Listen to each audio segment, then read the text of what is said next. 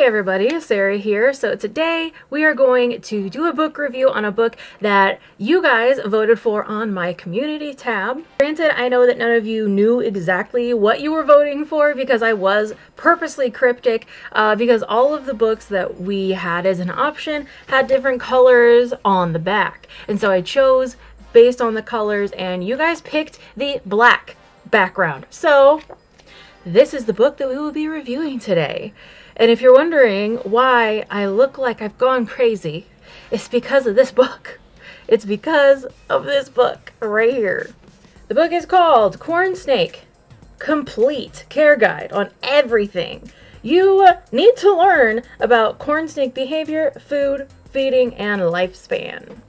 You can probably guess if you've watched any of the other videos in this series where we go over some of these obscure little books that you can probably guess what score it's going to get. Really quick though, I want to thank all the members on this channel who have helped us do everything that we do on this channel. You guys are amazing. It is because of your member contributions that I'm able to do the book reviews. We have a $2 a month tier that gets you access to live videos after they're over, as well as you get your own little video every single week that I record for you. I am going to very soon have another tier that's a little bit higher that will give you access to a Discord. We're still trying to figure out what we want to do with the Discord. It exists at this point, but really there is nobody a part of it except for my mods and myself, and we're just kind of trying to figure out what we want to do with that. We're wanting to move up a tier at some point. That is going to be something that I'll have available. So I have a website, sarahsnakeshop.com. I have snakes for sale right now. We're not shipping quite yet because it's just ice outside this window right now, and so I just want to wait until we are safe to ship before I actually ship any live animals out. But I also have other things. I have merch, masks, t-shirts, and I of course also have 2 Corn Snake morph books. Also remember, Reptilinks also helps this channel out, so if you guys want to support me by supporting them, I have a code SarahSnake27 that you can use at checkout, or there's a link below. Reptilinks are whole ground prey in a collagen casing, and I prefer the quail or the quail rabbit mix for corn snakes personally. Or if you're trying to get baby corn snakes started on it, the frog is probably the best way to go for that. They also have scenting options, so if you have say a ball python that's stuck on eating ASFs and they will not switch over to rats or mice, they have an ASF scent that you can use to help transition, as well as lizard scents and a lot of other different scents that you can use to help get other types of animals to eat. On to reviewing this very interesting little book. Remember, our 3 criteria for reviewing these books are: is it as advertised, is it easy to understand from an English speaker's perspective, and how accurate is the information in the book. And I just want you to look first of all at the like literally, if you just read this, you can pause to read if you want. It's already like nearly impossible to understand from an English speaker's perspective.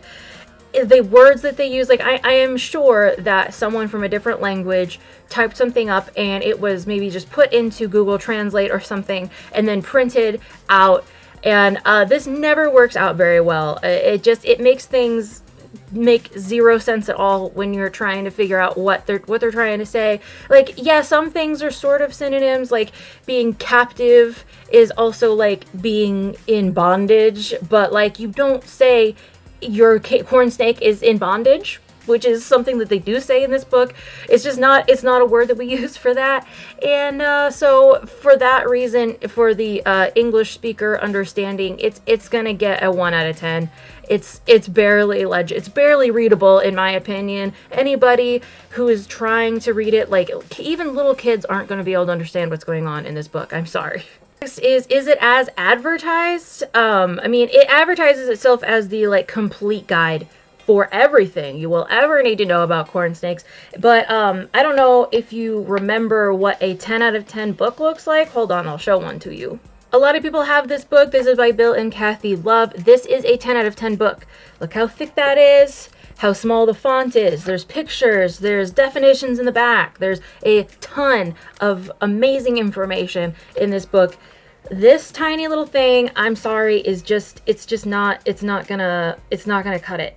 So as far as is it as advertised as the complete guide, again, we're gonna go with a 1 out of 10. I'm sorry to say, this is gonna be a pretty straightforward video. Now let's talk about the information that's actually provided in this book. Like, what is the accuracy of the information? There were some things obviously in here that were wrong, and I'll go over them.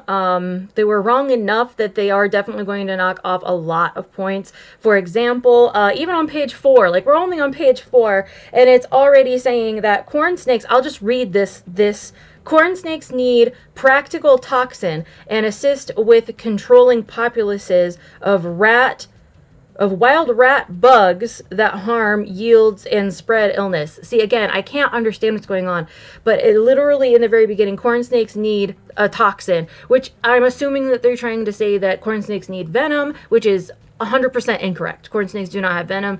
They, like this, if you read this book, you may think that corn snakes are actually going to be able to harm you, and they're not. They're harmless. As far as it comes to like some basic things like substrate and some of the food that they eat, it's mostly okay. There's some like history information. Why is a corn snake called a corn snake? All those things that are in pretty much every corn snake book out there. It also, of course, says that corn snakes are genuinely huge, but only getting up to about 48 inches.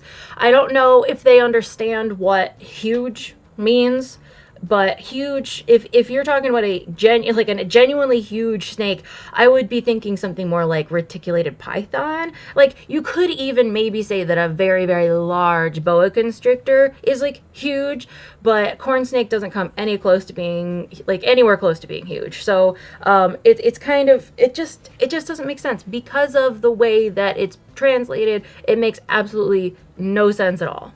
This portion also says that you need to have bits of tin, actual tin, in the snake's enclosure with it for it to hide under. Now, I'm sure that when it says tin, maybe it means like a box or something like that, but it says tin needs to go in the enclosure multiple times. Please do not put tin in your snake's enclosure. Tin is not going to be good for your snake.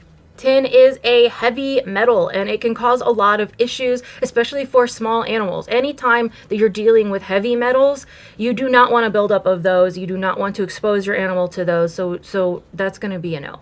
I would say honestly 2 out of 10 for the accuracy of information. And if you do some quick math, you'll know that the average score is 1.3, which I am just going to take down to a 1. This is getting a 1 out of 10. Do not read. Do not buy.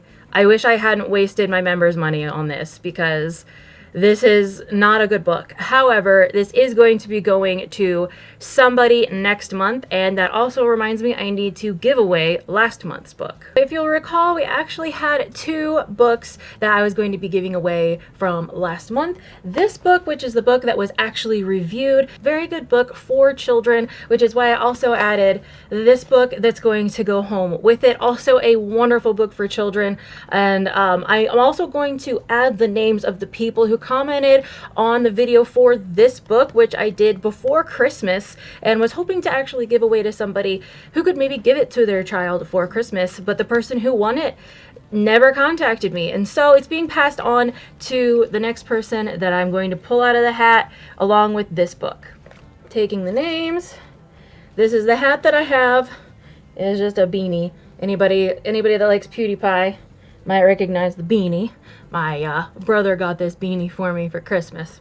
So, pulling out a name, Kel. Kel.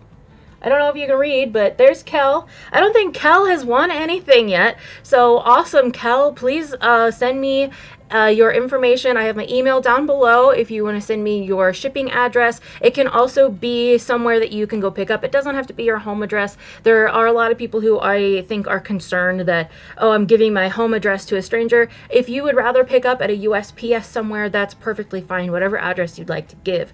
Thank you all so much for watching, and Kel, please, like I said, send me an email, and I look forward to sending these books out to you. Thank you guys so much for watching, and I'll see you in the next video.